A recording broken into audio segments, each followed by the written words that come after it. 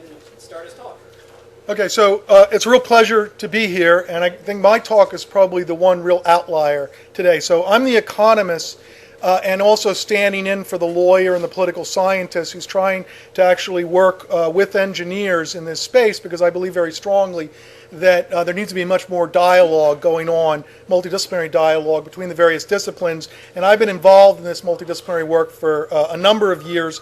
The principal research program I work with at MIT is a thing called the Communications Futures Program, which is a cross-value chain, industry, academic, multidisciplinary effort that's spread out over a couple schools at MIT. The group I work with, my home at MIT, is with David Clark's group in the Advanced Network Architecture group. And I've been a big admirer of WINLAB's work for a number of years because I got involved in sort of thinking about spectrum access, spectrum management, and what could possibly be done on the public policy side and the business side to sort of make the world a little bit better for some of these wonderful new wireless technologies that are coming out.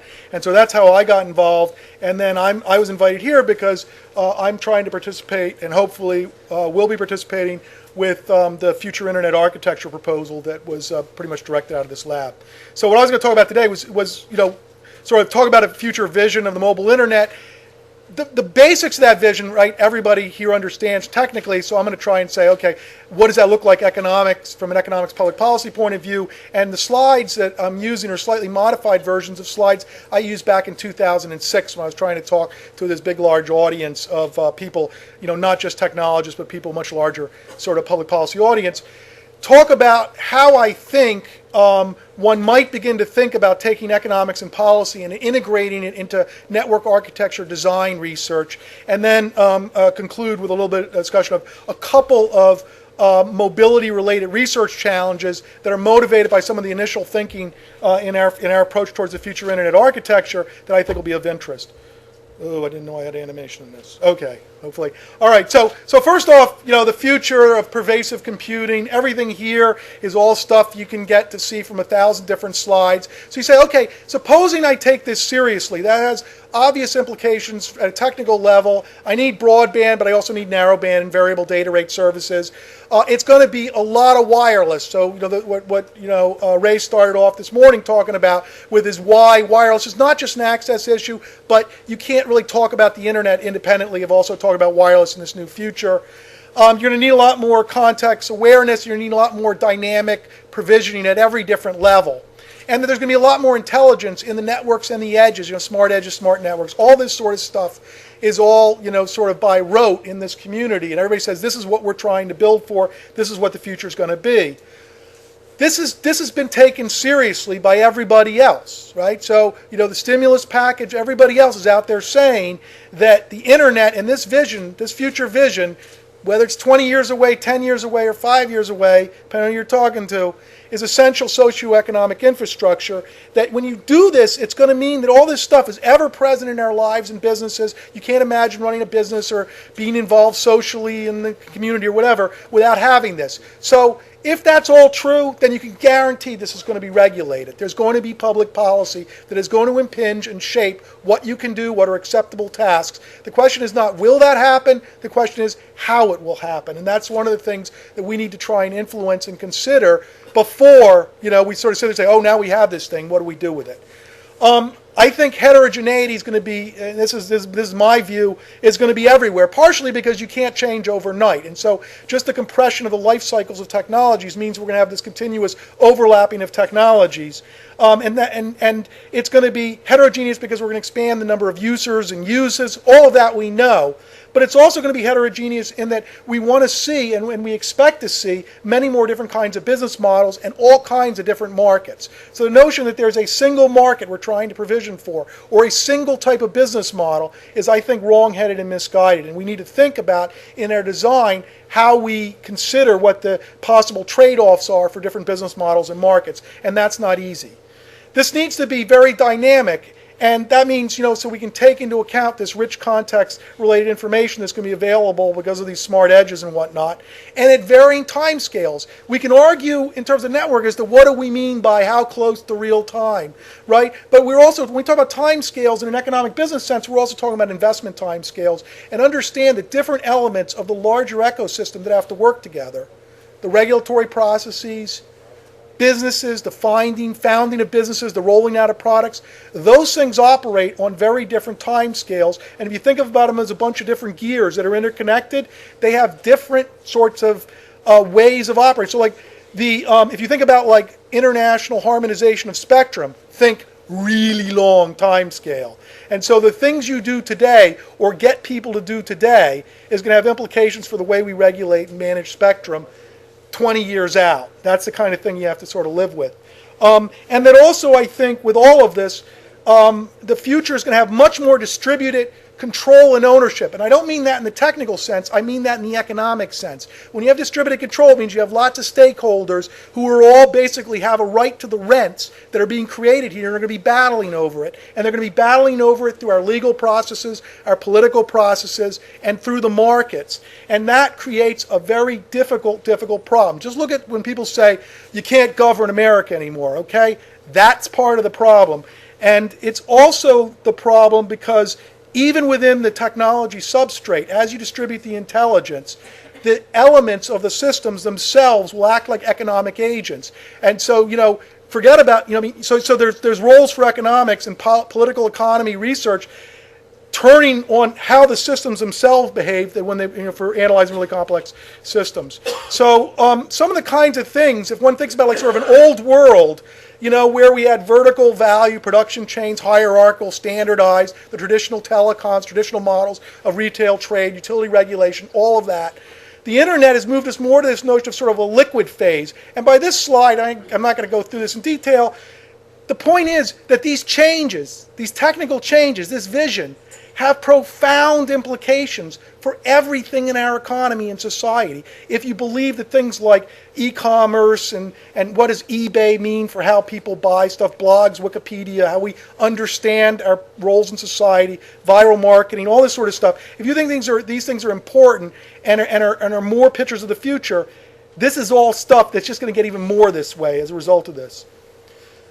So we think about, basically just from a point of view of mobility, one of the first questions we ask is what moves? And the answer is potentially everything. So the traditional idea of mobility is, I don't want to follow the device. That's what the telecom guys did. It was a fixed connection to a fixed thing in a fixed location. I want to follow the user. So I want unified messaging services and all that. We were doing that back in 2000 and before, right? You need to do that to have personalization and to basically give an experience that the users like. You also need to follow the devices separately, because if you sit out there and you look at like how they think they're going to regulate things like TV white space devices, they want to know where those TV white spaces are in locations, physical locations. I'm not necessarily sure that's a good service. I want the government to know where my device is. Maybe they have to for regulation, but then I want my user to maybe move separately from the device. What about the networks? I want to move a bunch of groups of nodes to move. We already heard people talk about how that's important. Contents and applications. Someone raised the question about digital rights management. My ability to enforce digital rights management may depend on where that content is, and so I may care very much about having that move in different ways, different qualities. So you can load it on this device if it's crappy quality, because I'm not trying to make money on that, but I'm trying to make money on the expensive one, and I don't care about efficiency of networks or anything else. I care about making money for my movies. That's why I'm telling you have to do it this way. It's got nothing to do with standard, not anything to do about shortest path routing or anything else that I want to move the content, move around some way. And also possibly control, moving who has control, which is increasingly important when you think about transactions like mergers and acquisitions and saying you controlled this stuff, now this other AS is controlled by these guys, move it now. How's it moving? Well, in every possible way. This creates obviously a whole kinds of new opportunities and challenges. So given, huge problem, obviously has lots of economic concerns that are directly impacted by the choices you make at the network level and by the capabilities of the networks involved, but also back the other way. So how do you try and get economic considerations into this? Well, one way is to sort of think about trying to come up with a set of sort of axioms or principles and this is sort of early attempts to sort of grapple towards this, of how you might say, let's look at different architectures and ask some questions. And one big question, and you could refine this further, would be, if someone's going to come to me and say, here's an internet architecture, then I ought to be able to ask, is this economically viable? And not necessarily, is it viable in today's world, but is it viable in some world that you can articulate, that someone could then say, is that possibly a reasonable world we could ever get to? You ought to be able to answer that question. And I think there's certain basic kinds of things that people are going to immediately come to. One is they're going to say, there's a lot more market-based resource allocation going on across society, across economies. It's driven by lots of things. There's a lot of regulatory history and legal history and whatnot that'll tell you why that's the effect. And so how consistent or compatible is this? Markets are different kind of systems than command and control. They fundamentally have a level of openness, and there are substitution complementarity effects and externalities. So when you try and sit there and say, I'm going to roll out a new high-speed wireless service, the old ones that you may force to go bankrupt don't necessarily go away. Someone may buy those assets and have a really low capital base and go in and compete with you. And you'd say, this is lower cost, this is better. Yes, but the other guys can compete something that gives 70% and offer at a really cheap price because the guys that actually paid for it lost their shirts and they're gone from the market. So you have to worry about stuff like that. Policies can help there, but those are things that we have to think about.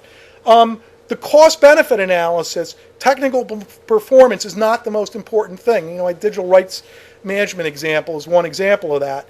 And I think that we're going to see, as we get to this more complex world, that the emphasis on optimization, a lot of economics is about figuring out what are the optimal prices that would happen in some sort of equilibrium, but not necessarily about how an equilibrium is acquired, and there's often not enough attention paid to coordination. And one of the things you find, for example, in search types of problems is, I don't really care if it's the best solution. What I care is it's a solution and I know how to improve it. And that's how I'll go. I would say that in the wireless world, as you move to a wireless world, there's less things you're going to be, and complex systems generally, there's less things you're going to be able to say, this is the best, and more things that are going to say, this works and I can adapt it.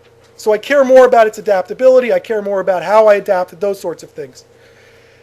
Another idea would be regulability, which is the architecture consistent with public policy? Now, over lunch we were talking about this issue.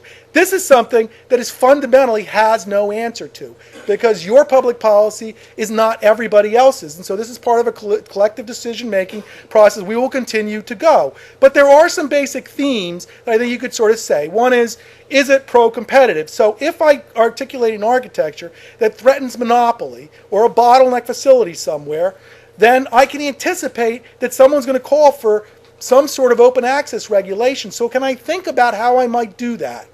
Or is there something else I can do to avoid that? Another would be some sort of enforceability or market rules. What institutions with what sort of info do I need to posit to basically believe that this architecture works? And then finally, something like trustworthy. Obviously we want this stuff reliable and secure, but reliability and security is not something you can ask separate from some notion of what the failure modes are. It's not an absolute. And you have some sense of for what and how important does it need to be.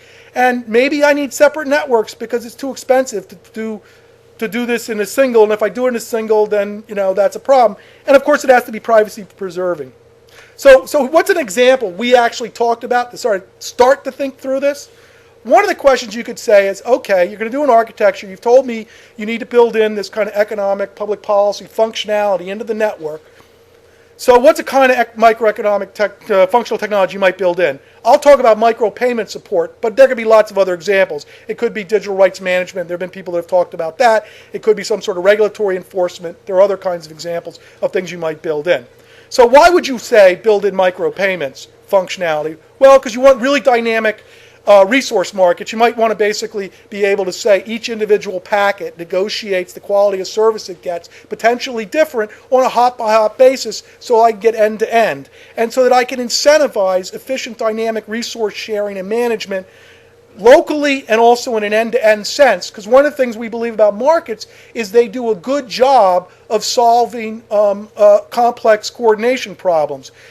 Ken Arrow, Nobel laureate in economics, some people a lot of people don't realize, he started out as an operations research professor, and that's sort of where a lot of the thinking about information economics was motivated by that sort of perspective.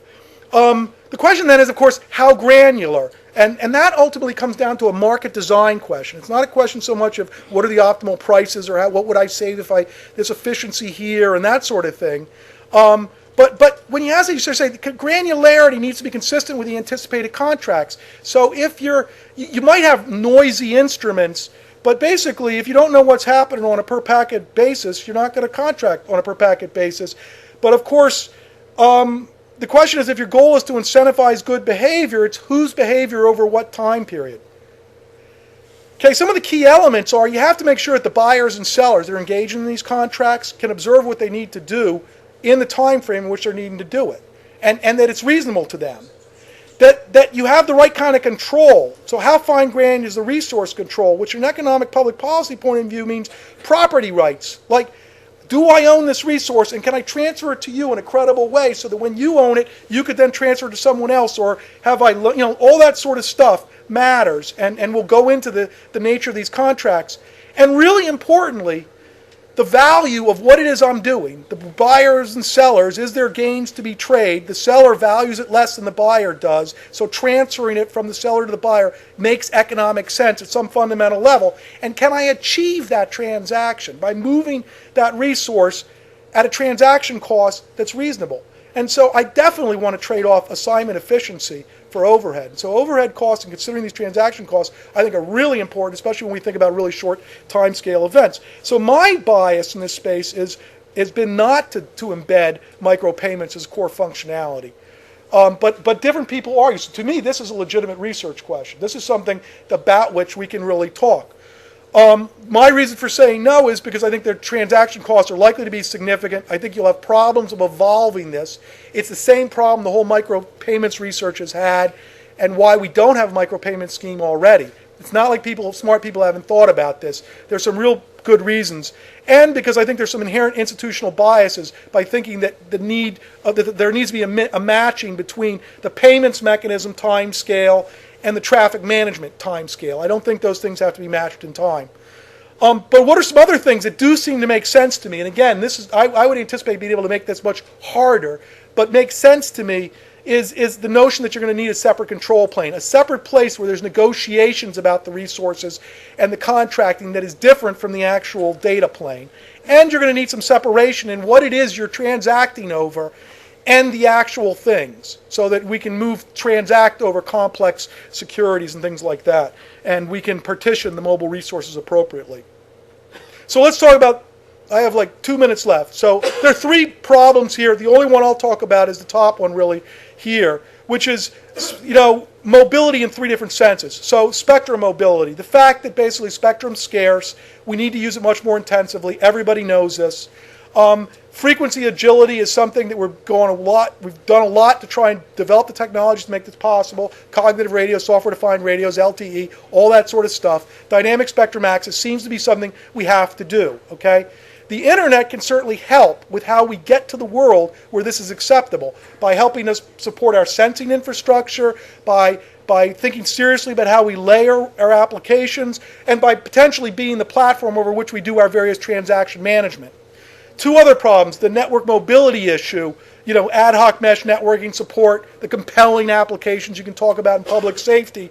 A big problem there, economic policy problem there, is, for example, getting the people in the public safety community and the vendors to that community to be saying, let's do this technology, and how do we do this? How do we move towards this?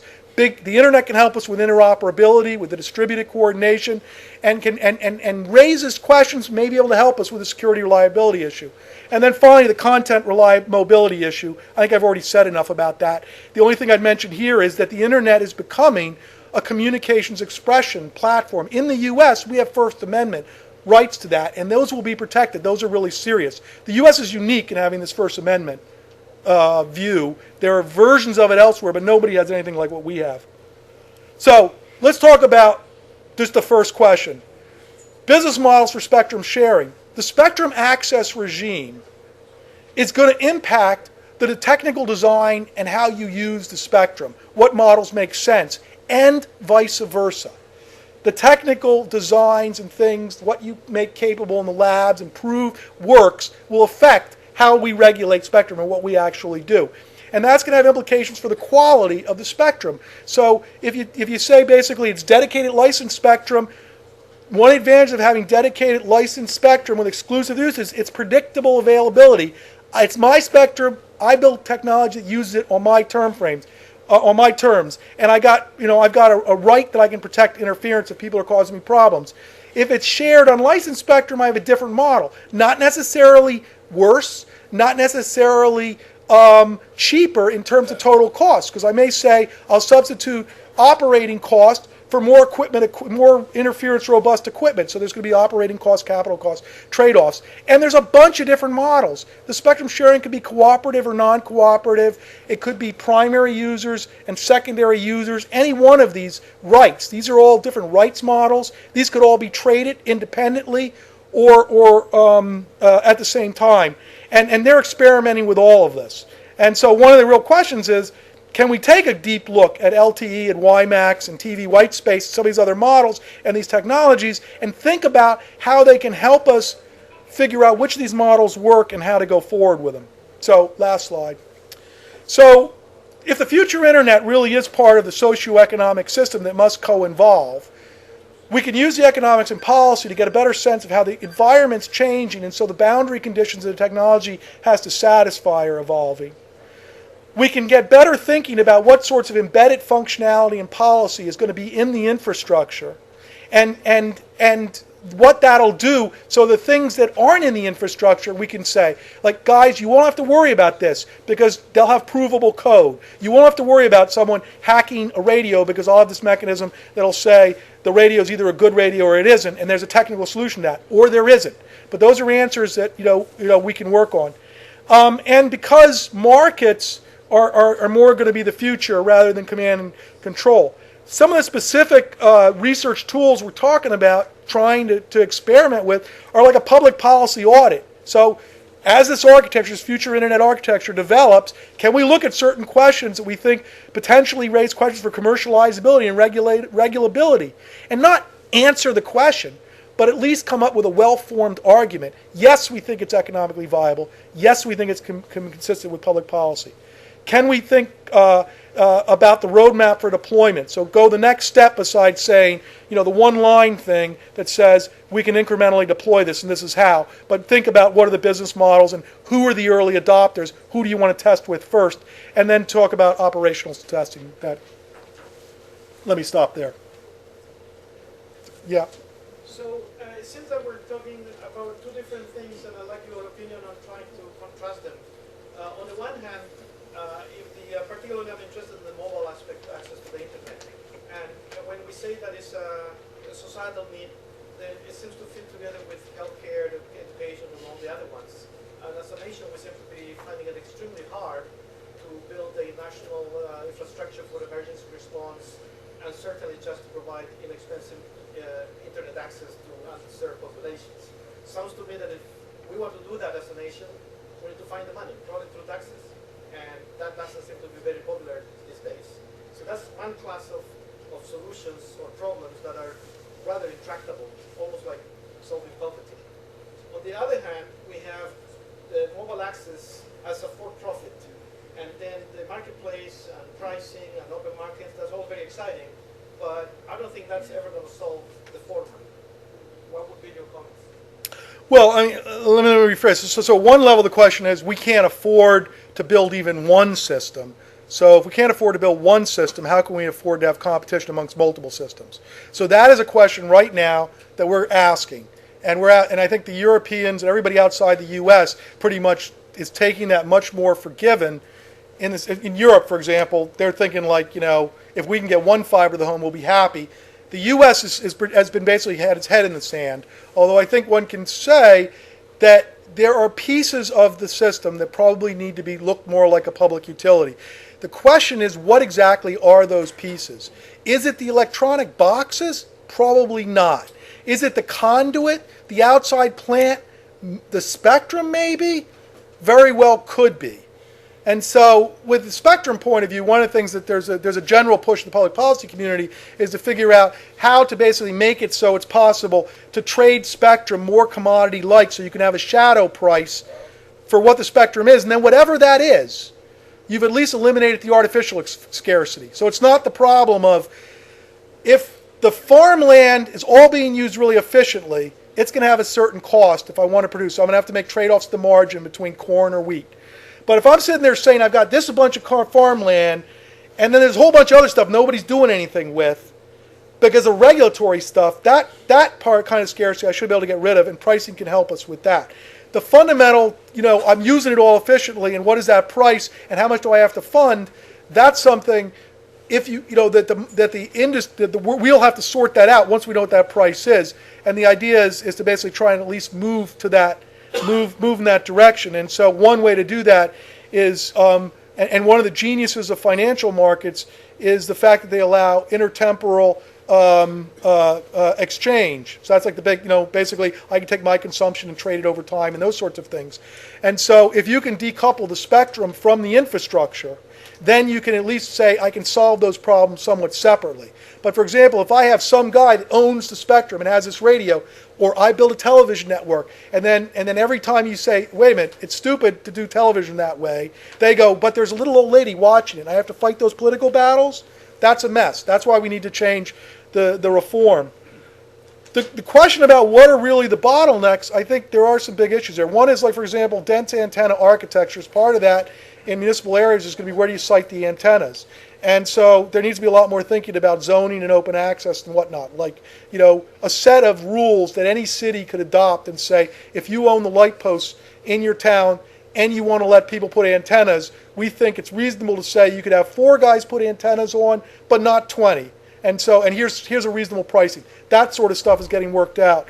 So there's a lot of little incremental things, but I don't think these are really hard problems. How much of the policy expected can be measurable, like through like a Genie platform, and you can test it and measure, and then enforce it? No, I think the question was, as I understand the question, is how much of the policy might be amenable to experimentation. So there's sort of 2 kinds of policies. So I think something on Genie I could certainly test, or any kind of experimental platform is someone says these 2 technologies will interfere with each other or will not under this usage scenario. That I can test. The question about if I put this out there, will people want to watch videos or will they want to do remote education? I'll know better if I do things at scale, and hopefully this is one of the things that Genie can help us do, is get better intuitions about that. But some of these things you can't really test because until you live with them, you don't know. Somebody's, and so who would have guessed? Who would have figured? It seems like there's a conundrum. The U.S. government is selling spectrum, and yet they want to foster an open spectrum policy. We want an open spectrum policy. Yeah, and they're taking the spectrum revenues and putting them in the general taxes, and that's something that is really popular everywhere else because everybody goes, it's so useful. That's a poll tax. Poll taxes are wonderful because basically people can't avoid them, and so you can get the money from them. But I agree, it doesn't make sense to me to be subsidizing information technology and broadband at the same time you're taxing the industry. So I think that the auction proceeds ought to be recycled, and there's proposals for how you would do that. One of which, for example, is if you take some of the broadcast spectrum, one of the things in the National Broadband Plan is, which calls for freeing up 500 megahertz of additional spectrum below 3 gigahertz. And of that, like 200 megahertz is stuff that they've actually identified. And 120 megahertz of that is basically move the television guys off of 120 megahertz. And the smart thing there is they've realized that they probably have to let those guys, whether they deserve it or not, figure out how to make some money off it so that they're willing to do it.